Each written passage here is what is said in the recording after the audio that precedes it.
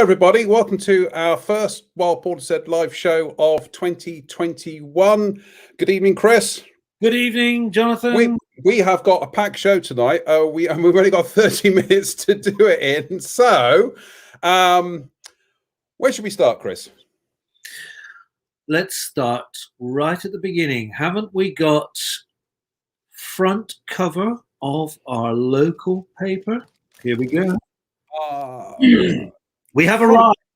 We have arrived at last. Absolutely. So, follows on from this week, the news that, last week, that Portishead Town Council are funding some hedgehog signs in and around the town. And I actually think that, without further ado, we should bring in the person who inspired this, the catalyst, the star of Springwatch 2020. It is indeed the magnificent Beryl Casey. Hello, Beryl. How are you?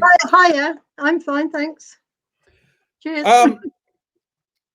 We managed to get some hedgehog signs in Portishead, all because of the inspiration you've given everybody to kind of like get this done. So, how do you feel about that then? We got some signs.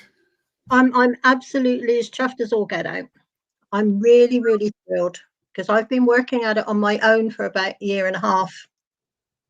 So yeah, it's brilliant. So I think absolutely excellent to you guys and Laura. So, well, I'd say Laura, who is our kind of admin person, she really is the one who's done so much of the spade work to sort out the legal things.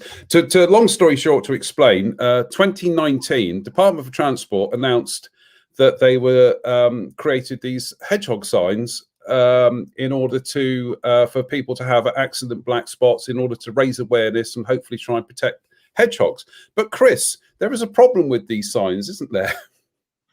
It's a big problem. I mean, basically, cut a very long story short. I mean, in a nutshell, they had to meet certain criteria. And I seem to remember that we didn't have this hassle when we put up the world famous owl signs on the A369.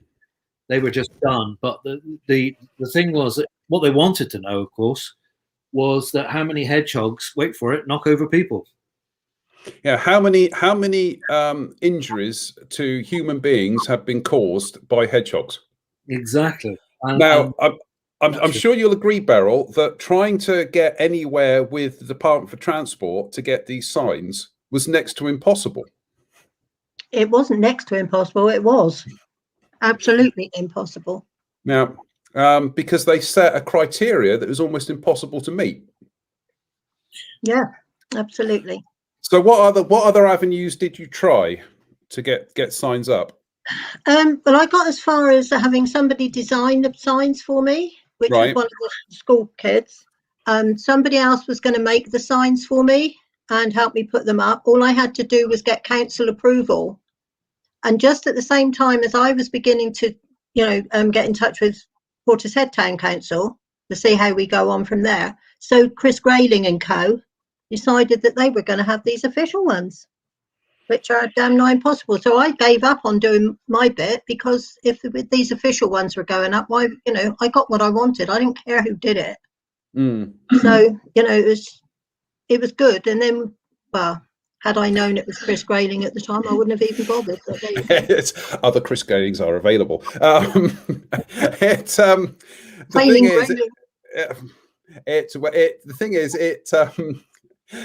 Sorry. It was a bit of a false dawn, wasn't it? Because you thought, oh, great, That's exactly what I thought.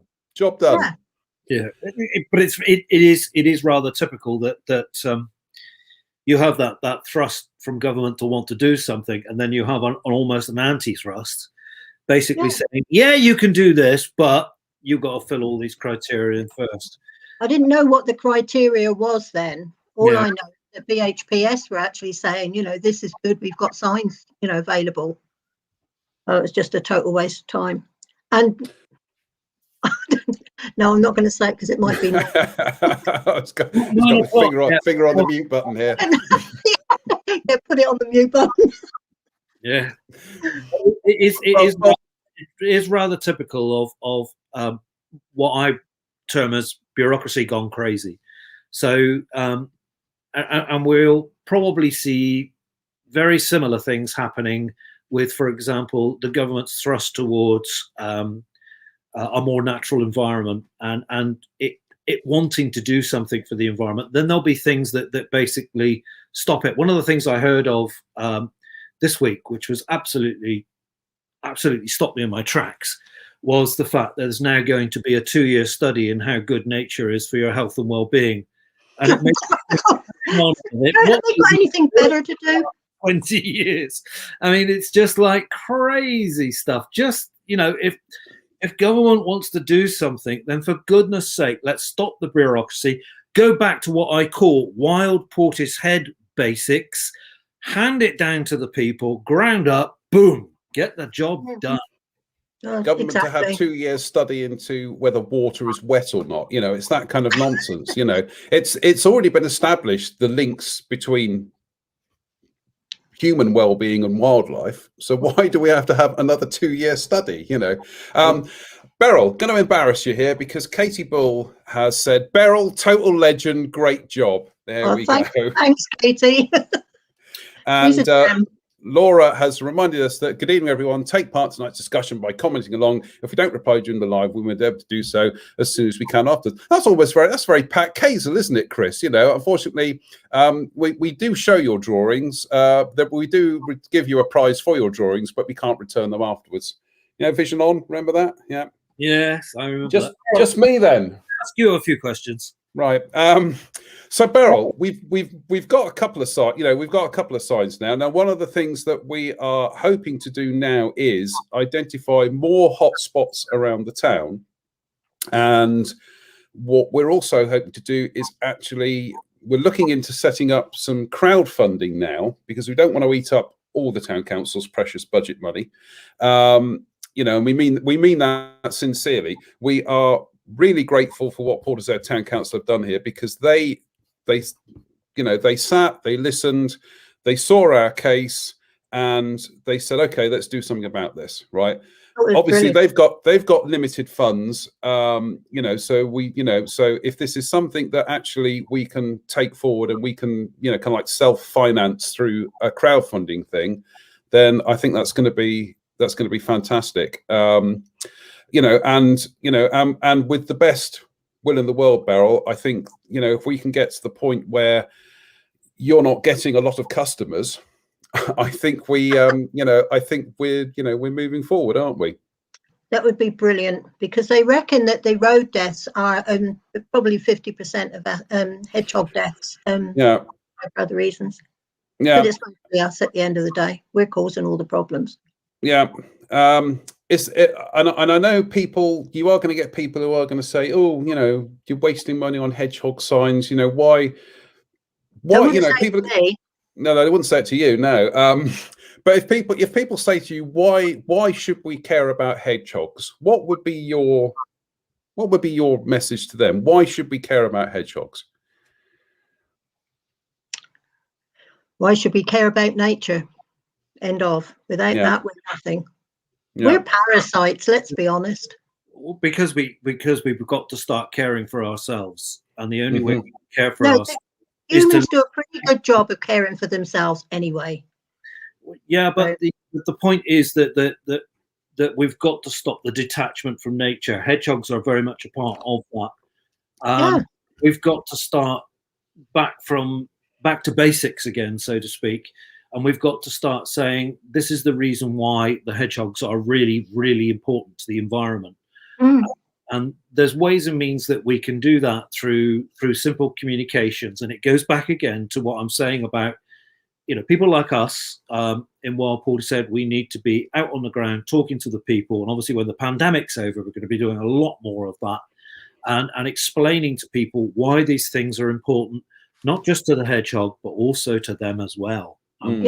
How this all links up, and you can even start bringing the pandemic into it. I know the Who, not the rock group, but the Who have not come up with their final analysis yet.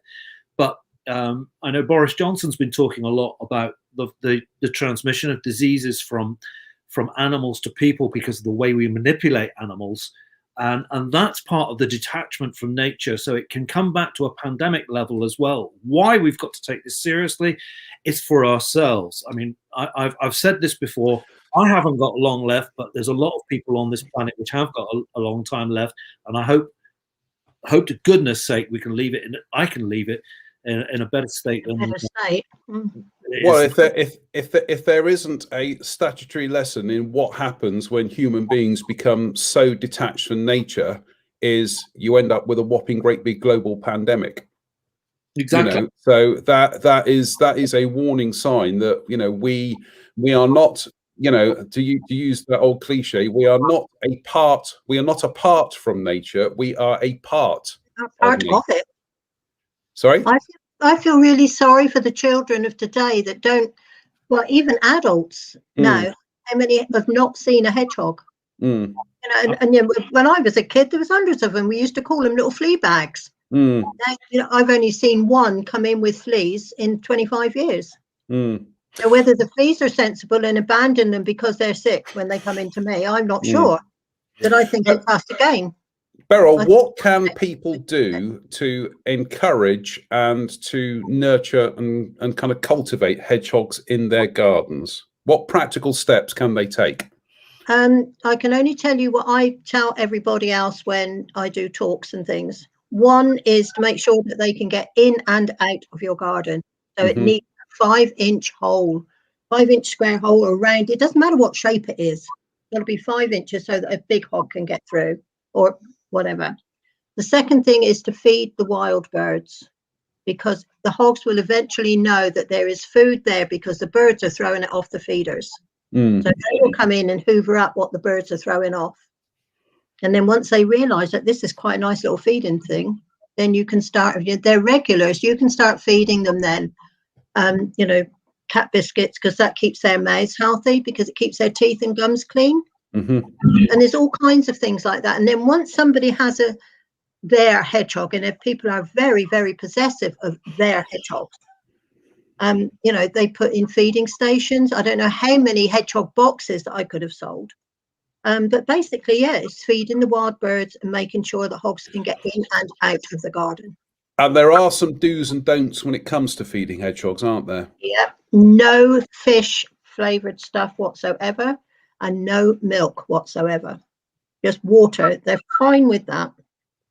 And if you are going to give them cat or dog food, as you say, nothing fish based, but preferably, I mean, you can actually go out and buy proprietary hedgehog food and hedgehog biscuits, but just a simple kind of like, you know, a simple packet of chicken flavored Go Cat biscuits and a nice big bowl of water, and they're going to be happy. Yep, absolutely. And you know, they're also voracious voracious eaters of invertebrates like slugs. So rather than put your slug pellets down, because I think that's another thing that may be contributing to the demise of hedgehogs is slug pellets. Don't put your slug pellets down. Just let the hedgehogs do the work for you. Well, they were always called the gardener's friend, weren't they? Because they ate bugs that ate our plants. Yeah. But I have to say, rightly or wrongly, that I don't think they like slugs very much. Because I've seen the hogs, they come along and they pick up a slug. The slug will get to the food quicker than the hog will. And then the hog comes along, shakes the slug against the soil or the grass to get all the slime off. And then with his hands on his hips, he looks at me and says, if you think I'm eating that, then think again.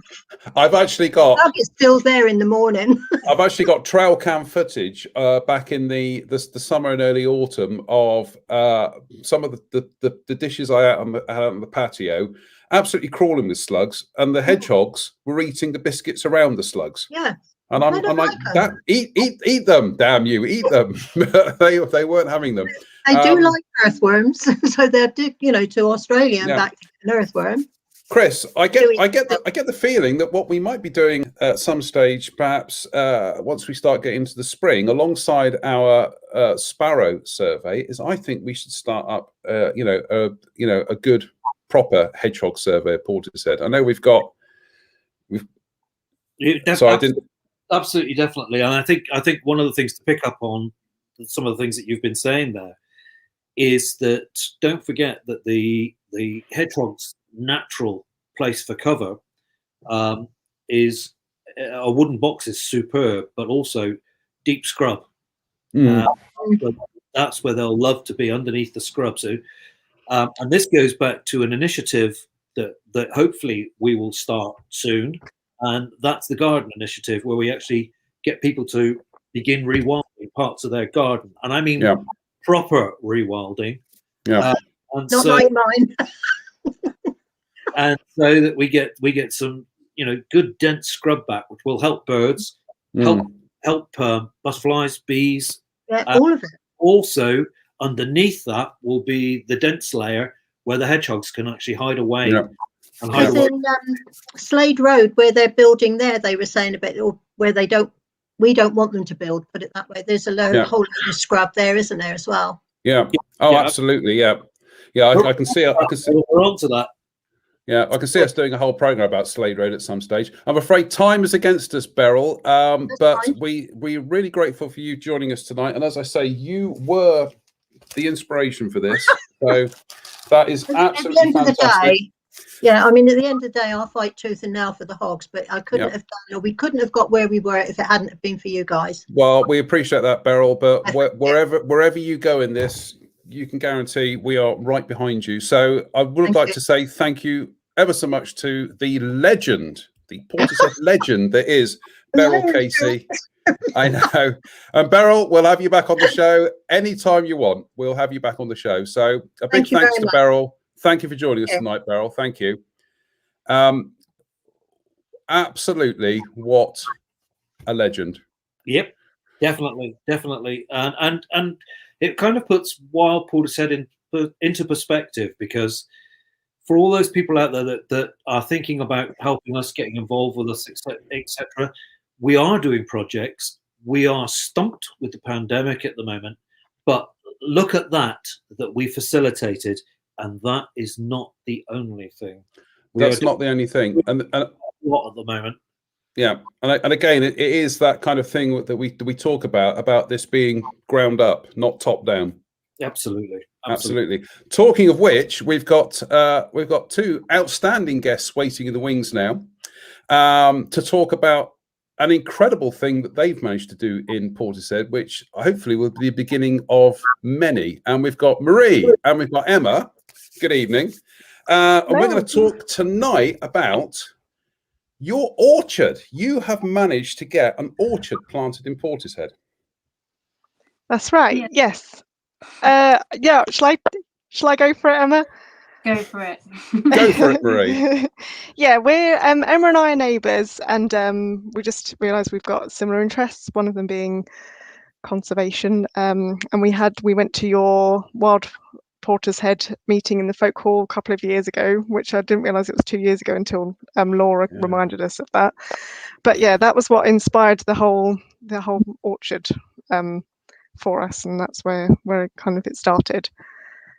And then Emma, you went to a local orchard, and that's where we kind of carried on from there, going on to the orchard course. I'll let Emma talk a little bit too.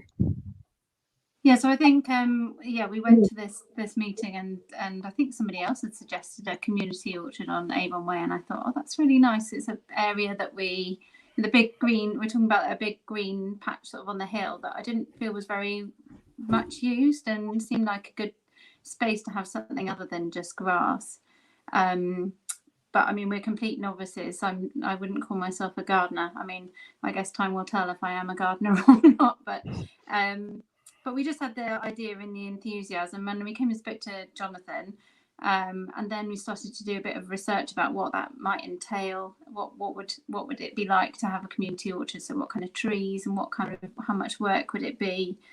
And we ended up on a community orchard course with this very enthusiastic lady who runs a community orchard in Horfield, and we did a course which sounds a bit grand, but it wasn't very grand really.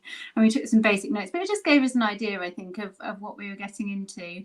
And yeah, so we've achieved the first step. It's taken a bit longer, I think, than we thought, and there's definitely some planning involved. You know, we had the idea, and then we spoke to Jonathan, and then we realised it was too late to plant that year, and we had to kind of can our ambitions a little bit. But when we did actually go to the council, they were really receptive to the idea, and you know, people who've gone past there will notice that there's lots of little, you know, whips there, little smaller trees in the top. We decided it was a bit too much to take on the whole space, but yeah, eventually a couple of weeks ago we actually got them planted. So I'm going to bring up an illustration here. Now this, it's my best drawing. Yeah, which was it kind of showed the you know, kind of the rough layout of what you've got here. And do explain the code here, because you've got all these splendid letters, which people probably think it's something to do with the Da Vinci Code. It sincerely isn't. Yeah, what do each of those letters represent? Those are just the varieties of apples that we planted, so that we can remember what's there. Right. So we were keen to choose sort of local apples, and there's actually quite a lot to consider when planting apples. So this lady was talking about different seasons. Some apples are keepers, so you might even though you'd pick them in October or whatever, they would taste much better if you keep them in storage for a couple of months. So we tried to spread out the different varieties that are available. We wanted something that was reliable or disease resistant, and we thought I'd sort of hedge our bets a bit by getting a few different varieties. So the W is for Worcester Pearmain, the D is for Discovery, the E is an Ellison's Orange, and then we got a Victoria plum just because I like plums. So just for a bit of variety. So we just sort of spread them out evenly. And what I like about this as well is, I think Chris, you'll notice this, is how they've integrated into this long grass / path for walkers. We've got you know, there's like a walkway in between, and then you've got at the end you've got a mown path as well, which is, you know, this is all about managing an area, but not over managing it. Yeah, definitely. That bit is definitely particularly interesting. Is that it's what's going to be fascinating is what comes up around the trees, and actually plan to do with that, because again, what we've been talking about a lot recently is allowing the trees to develop with the vegetation surrounding them. And I don't know what plans you've got in terms of the management of the individual trees. Well, directly around the what is it, the stem, there's meant to be a canopy area that we keep free of grass, but other than that, we're planning to let it just grow as wild, essentially, and then just see what comes up. I mean, the whole concept of this is just so good, because of course, if we can spread this kind of idea right across Portishead, it's so important for the insects, it's so important for the birds, but also we've got something that the community can actually go out themselves and obviously consume, so to speak. So again, it's that connection between nature and people. Well, I think also because you know, at a very basic level, because they are orchards and because they're apples, and I think, you know, apples and, you know, they're fruit trees essentially, is it then gives it that people then invest in it, because they're getting something back. You know, to put it bluntly, they're getting fruit back. And you know, I'm unabashed of the opinion. This is Somerset. Somerset should, you know, Somerset is the orchard capital of, you know, of the west of, you know, of the United Kingdom of England, really, as far as I'm concerned. And the number of orchards we've actually got in Portishead is pitiful. You know, we're at the most northerly end of Somerset, and yet we've got a handful. We've got one down in the Vale. We've got this splendid one now. There are a few more dotted around. There's one on the corner of Sheepway. But just imagine if every single corner and community in Portishead could boast that they've actually got a community orchard that they look after, that they look after, not the council, not councils, not council workmen. They as a community look after. I think the big difference between Emma and Maria's plan, I just saw it there for the first time, that square there. Yeah, that's brilliant. Is that if you flick back now, Jonathan? Yeah. If you think back to the folk hall meeting, the original thing I drew on Avon Way was a great line of apple trees going up Avon Way. So what I think you've got there is I'm sorry about this, Emma and Maria, you've got the beginnings. Now what we need to do is expand that all the way up. That would be absolutely amazing. An orchard, as so many places, as Jonathan's rightly said, used to be in Portishead. I can remember as a kid going to the apple orchards, lots of them, scrumpy. Yeah. So I was just gonna say that I knew that was going to come into there. Emma, I think this will give people a better idea of what the site looks like at the moment. Can you tell us how did you go about sourcing the trees for this? So we just wrote we had a meeting with one of the councillors, Nicola Holland, and then we also met. It turns out there are tree officers as well for the council. So there is, there's some investment in the environment, which was kind of great to hear that there was somebody who was a tree officer. But essentially, they just said, well, we've got a budget for rewilding, and this came under the rewilding budget. Whatever you think of rewilding, whether you would call this rewilding, if they had the money to give us to buy trees, then we were happy to take it. I mean, if we had to self-fund it ourselves, I think we probably would have done. But it's great to know that there was some will there. So they just said, just tell us what you need, an approximate cost, and then we'll order them for you. And that's how it went about. We did have to order quite a bit in advance, so I think we ordered in sort of September time, and so you have to be a little bit ahead of the game, really. And I think particularly this year, I don't know, everybody's a bit more interested in gardening, aren't they? Because what else is there to do, which is great. But it means that the stock was quite low, so yeah, we're quite happy with what we ended up with. And we literally just told them what we wanted and who from, and they ordered it for us, and it turned up on our doorsteps.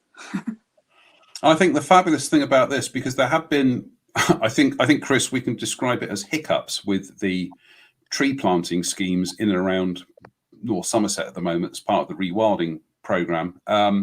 This, on the other hand, what I like about this is that it's so unobtrusive. It's beautifully spaced out. It's like I say, it's taking into account that people are going to be using the area, that they are going to be wanting to use the area, and so it's done. We're going to use that word. It's done sympathetically, and it's a fantastic advertisement for what can happen when residents, a bit like Michael Caine at the end of the Italian Job, go, "Hold on, lads, I got an idea."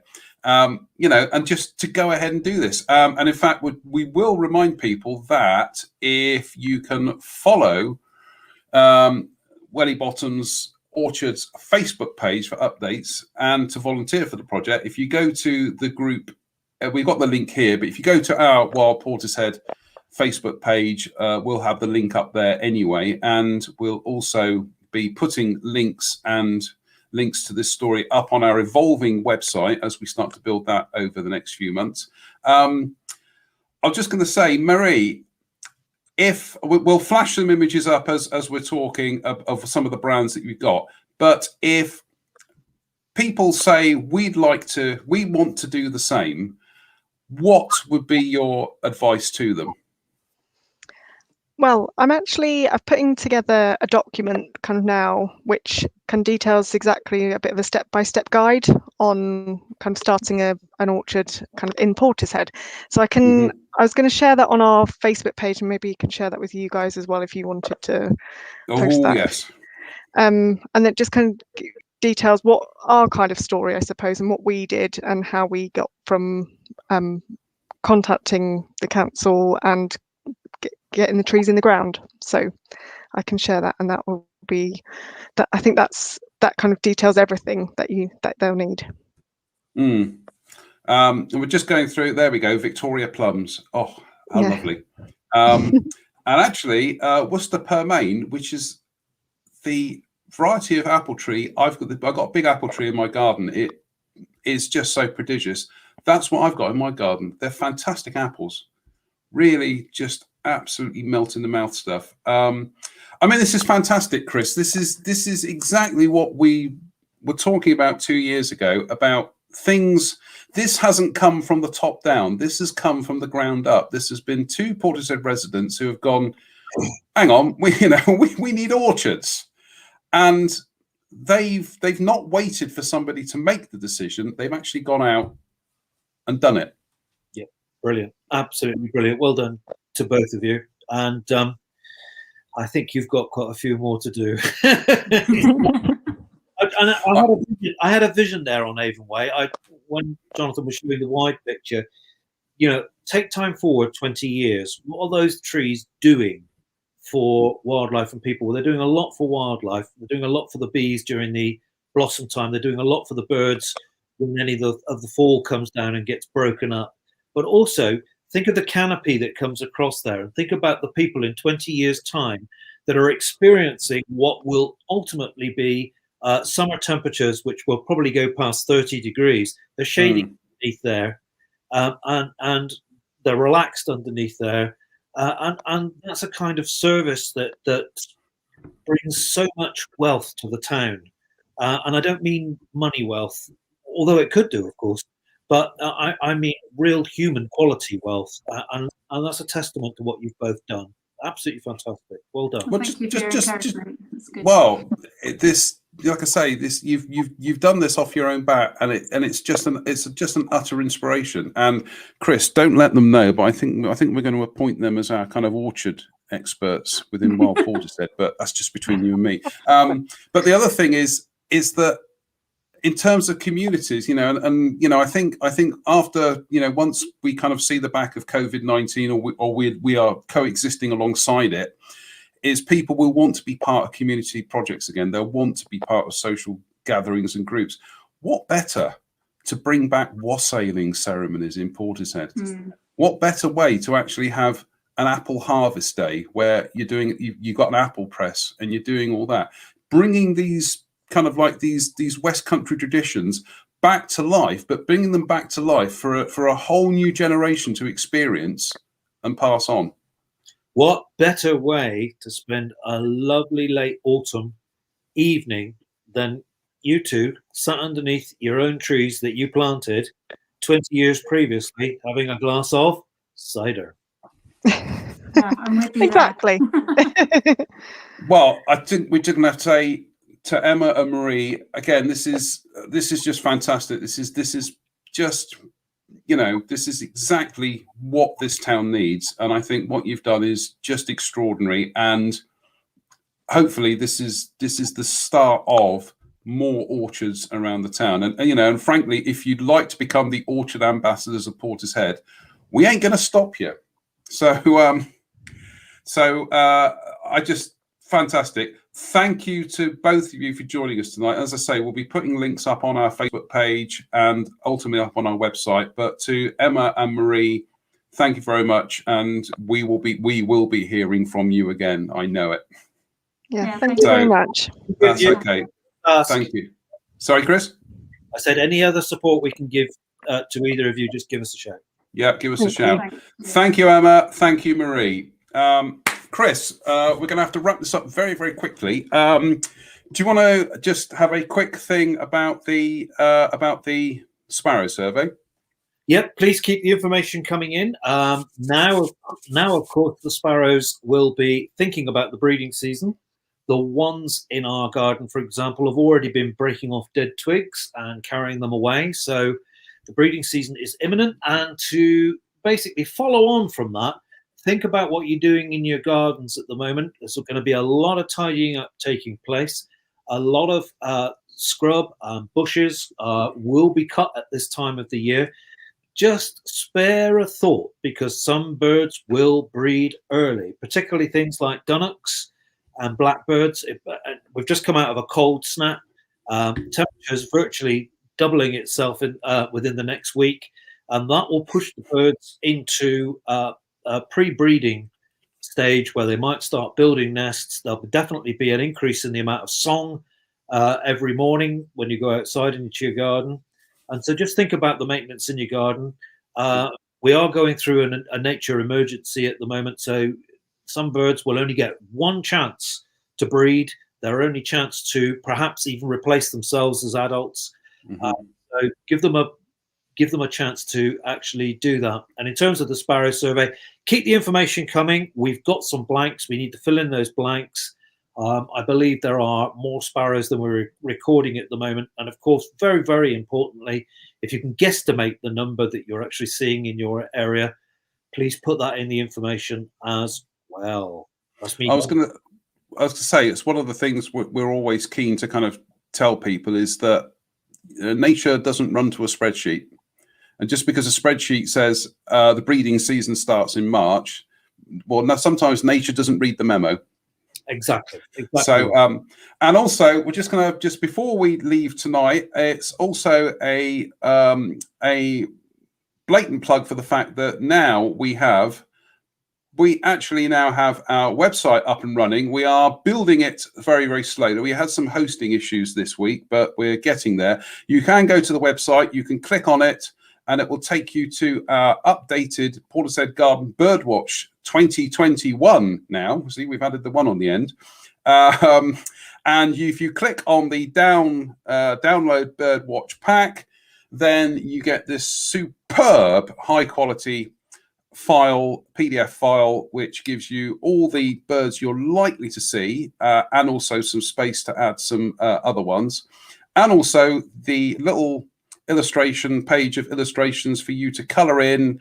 And if you take a photograph of that, or if you email it to us, and in fact we've got two email addresses here now. We've got info@wildportishead.com and we've got wildportishead@gmail.com. They'll all go through to the same one.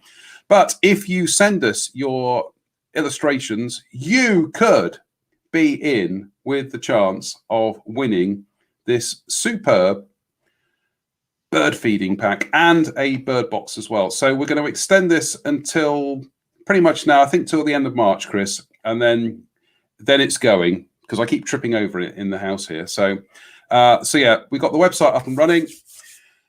Any other business, Chris? One last thing before we finish, and that is, I'd like to wish everybody out there at the moment who is currently doing frog and toad patrol crossings all the best, and save as many as you can. We've just started getting frogs back in our garden. We had our first spawn 2 days ago, and again, with the temperature going up, they're all moving quite quickly after the cold snap. So it's a big shout out to all those volunteers who are currently helping frogs and toads across roads. Very high mortality at this time of the year when they're trying to get back to their breeding grounds. Big thoughts out for them. And of course, what I said on our Facebook page the other day, let us know if you've got frogs in your garden. And just a quick thing, I've just minded of the fact that we didn't tell people where these signs are going up for the hedgehogs. Oh, you can tell. Yeah. Where are the signs going up for the hedgehogs, Chris? They're going up at Gertie Gale's allotment. Mm-hmm. Yep. Big thanks to the allotment. Absolutely. Yeah. Yep. Yeah, they were on board with this as well. So big thanks to Gertie Gale's allotment, which is fantastic. Which just shows to show what happens. Everybody works together, which is brilliant. Yeah. Win. Yeah, absolutely. We're out of time, unfortunately. We've overrun slightly tonight, so we'll be back. We'll be back with another show soon, because we've got lots to talk about, and we've got some momentum, which is good news. So, so from myself and Chris, thank you to watching. Thank you to the legend that is Beryl Casey. Thank you to Emma and Marie. We'll be back hopefully with another show. We'll try and do these monthly, so perhaps in about 4 weeks' time. Until then, stay safe, stay out of trouble. Send us in. Sorry? I said keep watching wildlife. Keep watching wildlife and send us in, send us in what you've seen, and give us your ideas. So we'll see you very, very soon. Take care. Good night.